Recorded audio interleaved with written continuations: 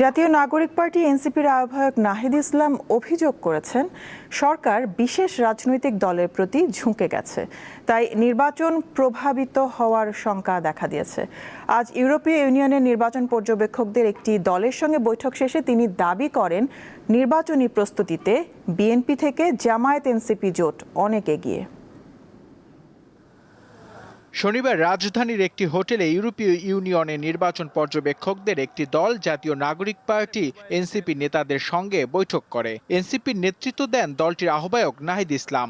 1 ঘণ্টা ধরে ত্রয়োদশ জাতীয় সংসদ নির্বাচন সহ বিভিন্ন বিষয়ে আলোচনা করেন তারা। ইউরোপীয় ইউনিয়নকে ধন্যবাদ।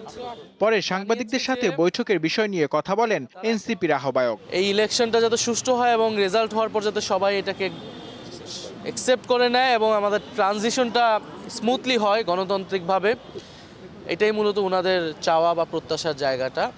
নির্বাচনকে সামনে রেখে সরকার ও ইসির নিরপেক্ষতা নিয়ে প্রশ্ন তোলেন এনসিপির আহ্বায়ক।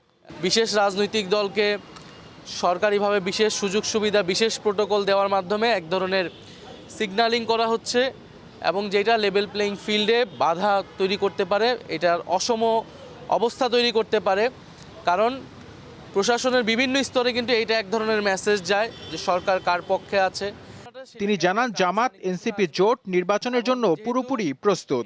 জামাত ইসলামও একটি সুশৃঙ্খল দল, ডিসিপ্লিন পার্টি, এবং এনসিপি নিজের মধ্যেও মোটামুটি একটা সিদ্ধান্ত নিয়ে এসেছে। বিএনপির জায়গা থেকেও তারা কিন্তু তাদের বিদ্রোহীদেরকে কথা বলা, তাদেরকে বসানো বা ফুল ফ্লেজে কিন্তু তারাও নামতে পারেনি। বরং আমাদের জামাত এবং এনসিপি জোট কিন্তু অনেকখানি এগিয়ে। ফলে আমরা মনে করতেছি যে একটু দেরি হলেও আমাদের নির্বাচনী যেই আয়োজন বা নির্বাচনী যে প্রস্তুতি, সেখানে আসলে খুব বেশি প্রভাব রাখবে না। এনসিপি কয়টি আসনে নির্বাচন করবে তা 2-1 দিনের মধ্যে পরিষ্কার হবে বলেও জানান নাহিদ ইসলাম। নূর আলম, দীপ্ত সংবাদ, ঢাকা।